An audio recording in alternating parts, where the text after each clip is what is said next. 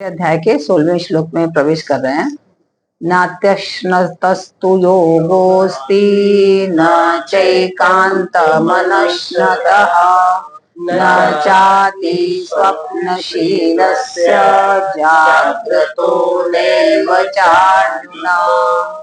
भगवान श्री कृष्ण अर्जुन को बता रहे हैं कि ध्यान योग के लिए क्या क्या उपयोगी नियम है ना। जब हम ध्यान करने बैठते हैं हमें नियमों का भी तो पता होना चाहिए, हमें किन किन नियमों का ध्यान रखना चाहिए। तो बता भगवान श्री कृष्ण कह रहे कि हे अर्जुन, योगः न तु अति अश्नतः। जो योग करने वाले होते हैं उनको ज्यादा खाना नहीं खाना चाहिए, क्योंकि जैसे योग करोगे आप भूख नहीं कम लगेगी। लेकिन क्या होता है कि अगर जैसे खाने के शौकीन जो लोग होते हैं तो वो लोग क्या करते हैं कि जो चीज उनको पसंद आती है ना वो थोड़ा पेट से ज्यादा खा लेते हैं। उनको अच्छा लग रहा है, चलो थोड़ा सा और खा लें, क्या फर्क पड़ेगा, शाम को कम खा लेंगे, ऐसा वो सोचने लगते हैं, है ना। जैसे नाश्ता भी करने बैठेंगे, अगर बहुत उनके प्रिय आ गया, बहुत पसंद का उनका खाना नाश्ता कुछ आ गया तो फिर उस पे वो ध्यान नहीं देते कि हमारे पेट में कितना जाएगा। जैसे पहले हम सुनते थे ऐसा कि रूस में क्या होता था कि खाने के इतने ज्यादा शौकीन होते रहे, इतने ज्यादा शौकीन होते रहे, खूब खाएं खूब खाएं खूब खाएं खूब खाएं, खाते जाए खाते जाए खाते जाए खाते जाए, इतना भर ले जैसे यहाँ तक भर ले। अब लगे उनको उल्टी आ रही, पहले जाकर उल्टियां करें, फिर उल्टी करके फिर खाने बैठ जाए। तो मतलब होता है खाने की एकदम अति से होगी कि आपको मतलब इतना प्रिय लग रहा है कि आपको खाना ही खाना है, ठूसना है अंदर। तो वो जो अति होती है, अगर आप 2 परोठी खाते हैं, 2 रोटी खाते हैं, तो आप 2 रोटी ही खाइए, तीसरे पे ध्यान मत दीजिए, चाहे कितना भी स्वादिष्ट हो छोड़ दीजिए, तब तो सही रहेगा। तो क्या बोला उन्होंने कि न तू अति अश्नतः। जैसे कबीरदास जी ने भी कहा ना कि अति का भला न बरसना, अति की भली न धूप, अति का भला न बोलना, अति की भली न चूप। तो अति किसी चीज में भी सही नहीं है, अति सर्वत्र वर्जित, अति जो है हर जगह वर्जित है। तो योग में तो विशेष रूप से हर चीज का ध्यान रखना है। तो उन्होंने बताया कि न तो अधिक खाने वाले का, च न एकांतम अश्नतः, और न बिल्कुल न खाने वाले का। अब जैसे निर्जल व्रत करते हैं लोग, निर्जल व्रत कभी साल में एक बार कर लिया तो कोई बात नहीं है, आपने अपने को पूरा योग के माध्यम से अपने को एकाग्र चित्त कर लिया और पूरा अपना चित्त जो है ईश्वर में लगा लिया, तब आपको न भूख लगेगी न प्यास लगेगी, स्वतः नहीं लगेगी। लेकिन कुछ लोग होते हैं दुख के मारे, कुढ़न के मारे या किसी परेशानियों के कारण खाने ही नहीं खा पा रहे हैं, भूखे रह रहे हैं और कह रहे हैं भगवान की तपस्या कर रहे हैं, भगवान की पूजा कर रहे हैं, तो उनका जो मन है, उनका जो ध्यान है हर समय भोजन पे जाएगा। अरे कितना अच्छा खाना बन रहा है, कहीं से खुशबू आएगी तो लगेगा अरे वाह क्या मैं खा लेती, इससे अच्छा रहता है, यही बना के खा लेते। तो उसका चित्त मन जो है बारंबार किस पे जाएगा, भोजन पर, क्योंकि उसका पेट भूखा है, वो डिमांड कर रहा है, उसकी आवश्यकता है वो शरीर की। तो बहुत लंबे समय तक आपको भूखे भी नहीं रहना चाहिए, ज्यादा भूखे नहीं रहना चाहिए। और न अति स्वप्नशीलस्य, और न अधिक सोने वाले का योग सिद्ध होता है।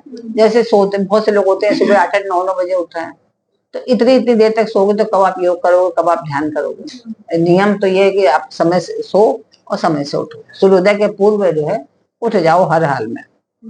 और न च जागृतः, और न बिल्कुल ऐसा भी जैसे लोग होते हैं सो ही नहीं रहे, जागते ही जा रहे हैं, पूरी पूरी रात जाग रहे हैं, तो उनका भी क्या योग करेंगे जब उनके खुद ही इंद्रियां अभी आपके काबू में नहीं है, कि आपको पता ही नहीं कब हमें सोना है कब जागना है, तो कैसे आप करेंगे। तो ऐसे लोगों का योग कभी भी सिद्ध नहीं होता जो इस तरह के व्यवहार में करते हैं अपना।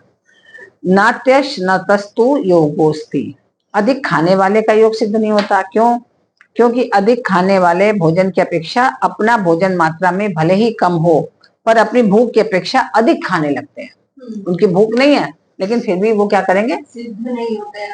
क्या योग सिद्ध नहीं होता, योग सिद्ध नहीं होता मतलब आप योग करने बैठेंगे लेकिन कर नहीं पाएंगे, तो सिद्ध कैसे होगा आपको? ये सारी बातें हाँ, जब आप भोजन पर आप केंद्रित नहीं होंगे कि हमें इतना ही भोजन करना है, आपने जो भी निश्चित किया, आपको अगर भूख, जैसे कि क्या होता है शरीर के हिसाब से भूख लगती है, आपका शरीर बहुत लंबा चौड़ा है तो आपको भूख भी पेट के हिसाब से उतनी तो लगेगी ना, है ना। और लेकिन जैसे लोगों को, जैसे जैन लोगों में तुमने बहुत सुना है ऐसा होता है कि वो लोग अपने नियम, रोज के नियम में क्या करते हैं कि कई बार भोजन आधा खा के उठ जाते हैं, इसलिए कि अपने इंद्रियों को अपने वश में करने के लिए। भूख लग रही है और चीज भी आपके बहुत पसंद की है, लेकिन वो 1-2 रोटी कम खाएंगे, 2 रोटी कम खाएंगे, ऐसे अपने को नियम में बांधना शुरू करते हैं लोग धीरे धीरे धीरे धीरे। इम्पैक्ट भी आता है ना, तभी वो चेक कर पाएंगे, अगर अति खा लेंगे तो उनको आलस आ जाएगा, आदत आ जाएगा, हाँ तो कर नहीं पाएंगे। तो फिर वो तपस्या नहीं कर पाएंगे। तो इसलिए ये नियम, हाँ, तो इसलिए ये नियम उनको बनाना बहुत आवश्यक है। और हम ज्यादा खाने लगे और फिर तो क्या होगा कि पानी से पेट एकदम भारी हो जाएगा। ज्यादा खाना खाएंगे, ज्यादा, बहुत से लोग कहते हैं 2 गिरह खाते हैं फिर पानी पीते हैं, फिर 2 गिरह खाते हैं फिर पानी पीते हैं, कहते हैं तय लगा लगा के खा रहे हैं। तो वो अपने जगह हम तो तय लगा लगा के खा रहे हैं।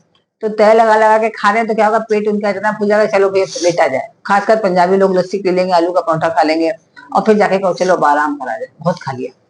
तो अब क्या है, फिर तो आप यही सब करते रहिए समाज में रहकर, फिर आप योगी है ही नहीं, योगी बन ही नहीं सकते आप, उस लाइन में जा ही नहीं पाएंगे आप। आपको अगर वो रास्ता करना है तो आपको वो नियमों का भी पालन करना पड़ेगा, तब आप योग सिद्ध कर पाएंगे, नहीं तो नहीं कर पाएंगे। तो जैसे आपने ज्यादा ये भोजन कर लिया तो आपको ना भजन अच्छा लगेगा, ना आपसे कोई ध्यान लगा, कोई काय का ध्यान, हर समय हमको सोने दो, बाद में बात करेंगे। हाँ, हर समय आलस आलस चढ़ा रहेगा कि हमको तो नींद ही आ जा रही है, तो आप कर ही नहीं पाएंगे। और फिर ज्यादा भोजन करेंगे, लेटे रहेंगे तो अजीर्ण होता रहेगा, पेट में गैस बनेगी, आप, हाँ, इंडाइजेशन होगा, तो फिर आपको उससे भी समस्या होगी आपके पेट में। तो कहाँ से आप ध्यान योग कर पाएंगे? तो आप तो अपने शरीर की व्यवस्था करने में ही लगे रहेंगे रात दिन। आप फिर ध्यान योग के प्राणी है ही नहीं, आप वो जीव नहीं है जो इस क्षेत्र पे चल सके। इसलिए पहले हमें इन नियमों का पालन करना पड़ेगा, इनका पालन करेंगे तब होगा। तो आगे क्या बताया, न चैकांत मश्नतः, ऐसे ही जो बिल्कुल खाना नहीं खाते है ना, तो उनका भी योग सिद्ध नहीं हो सकता। जैसे अति खाया तो भी सिद्ध नहीं हुआ और नहीं खाया तो भी सिद्ध नहीं हुआ। क्योंकि अगर हम बिल्कुल खाना नहीं खाएंगे तो बार बार भोजन का ही चिंतन होता रहेगा कि क्या है, और फिर कम खाने से, बिल्कुल नहीं खाने से शरीर में शक्ति कम हो जाएगी। जब शक्ति कम हो जाएगी तब बहुत देर तक बैठ ही नहीं पाएंगे। तो आपको शक्ति भी पूर्ण चाहिए ना, तो इसके लिए आपको जो जीवन का आधार भोजन है, जो हम जी सके, शरीर जो हमारा पंच तत्वों से बना हुआ शरीर है, उसको तो भोजन तो चाहिए। तो भोजन तो हम बराबर से करें, नहीं तो क्या होगा, हमारी मांस मज्जा सब सूखने लगेगी। शरीर में जब भोजन नहीं पड़ेगा सब सूखने लगेगा, तो हमारा शरीर भी शिथिल हो जाएगा, चलना फिरना ही हमारा कठिन हो जाएगा। तो योग क्या करेंगे, और लेटे रहने का हर समय मन करेगा। शरीर देखो अब जब बहुत कमजोर हो जाता है, लगता है कि लेटे रहो, उठो मत, पड़े रहो। तो ऐसी स्थिति में आप क्या योग करेंगे, जीना ही भारी हो जाएगा आपका। तो योग कहाँ से करेंगे? तो क्या होता है कि अब हमें जो है अगर योग के लिए बैठना पड़ेगा, तो बैठना ही हमारा कठिन हो जाता है कि हम बैठ ही नहीं पाते, कि हम अभ्यास करें कैसे, बैठने मुश्किल है। तो ऐसे लोगों का भी परमात्मा में कभी चित्त नहीं लगता, किसी चीज में चित्त नहीं लगेगा। तो परमात्मा की बात तो बहुत ही जरूरी है। तो योग नहीं करेंगे। न चाहती स्वप्न शीलस्य, और जिसका ज्यादा सोने का स्वभाव होता है, हम तो बहुत ज्यादा सोएंगे, अब रात में भी जल्दी सो गए और सुबह भी बहुत लेट उठते हैं। बहुत सारे ऐसे लोगों को देखा है, रात में भी 10-11 बजे सो जाएंगे, सुबह 8-9 बजे तक पड़े रहेंगे। अब वास्तव में उनको नींद नहीं आती होगी, वो तो खाली सपने में सोए हुए हैं आलस्य के मारे, सिर्फ उठ नहीं रहे, उठना नहीं चाह रहे आलस्य के मारे।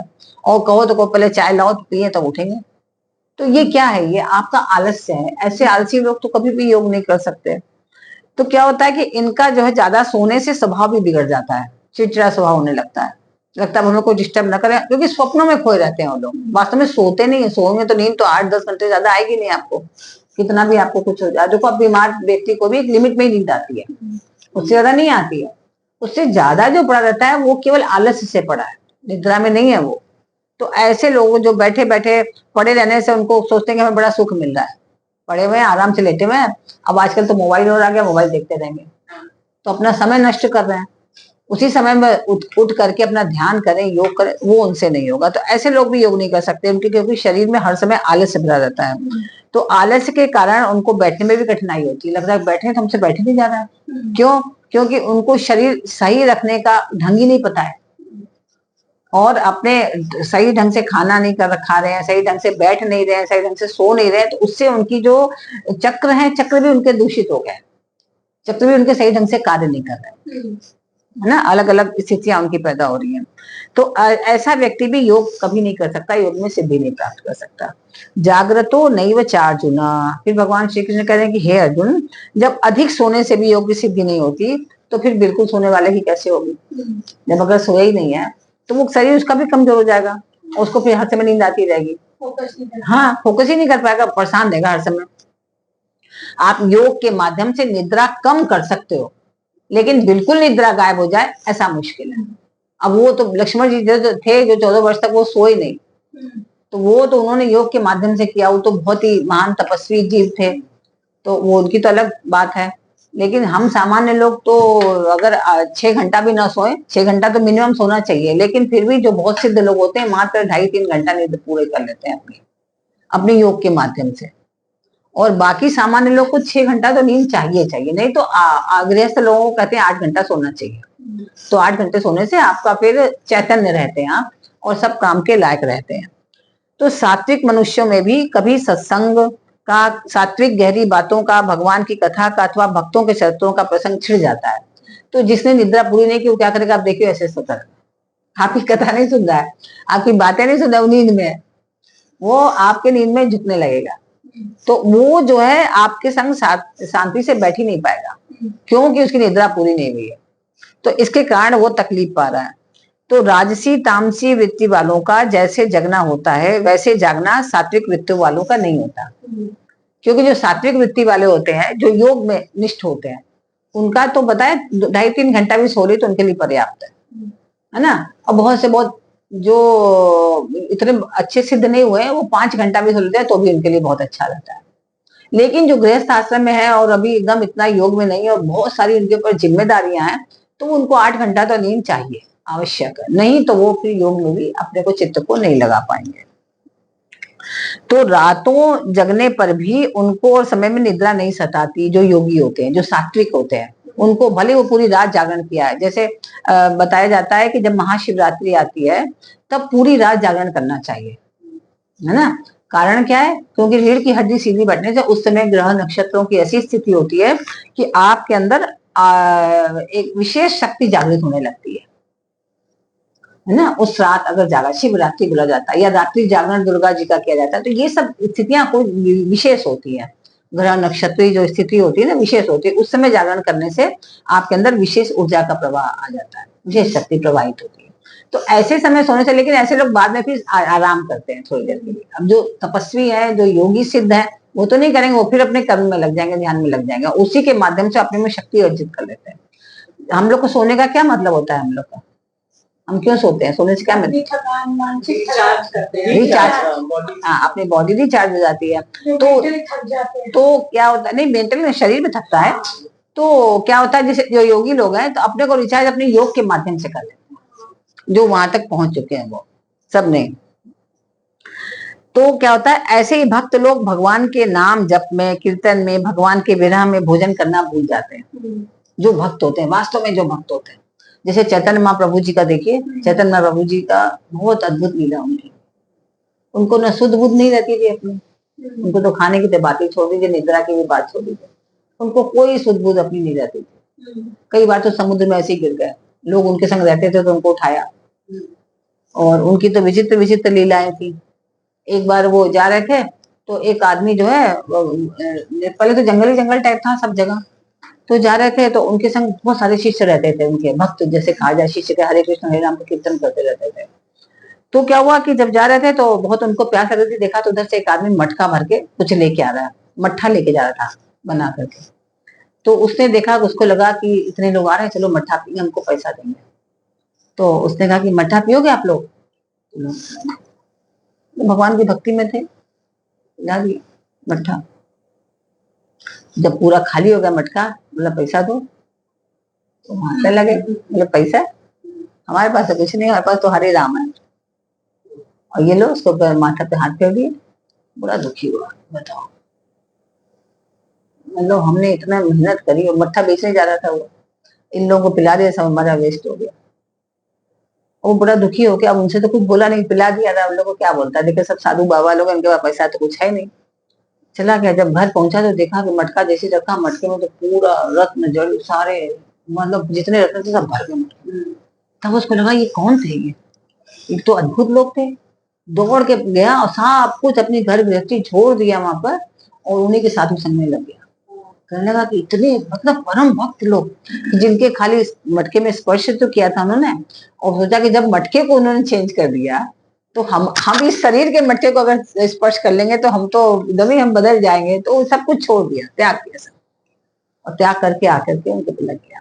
तो वो ऐसे तो अद्भुत लोग होते थे, उनकी तो बराबरी हम लोग नहीं कर सकते, लेकिन जैसे इसमें बताया जा रहा है कि अगर कोई भगवान भक्ति में, भगवत भक्ति में अगर लीन है तो उसको न निद्रा आएगी, न भूख लगेगी। तो हर समय, जैसे आप भगवान की तो बात छोड़िए, अगर आप अपने बच्चे के प्यार में, अगर बच्चा भूखा है आप उनका इंतजार करें तो हो सकता है आप पूरे दिन भूखी रह जाए, है ना।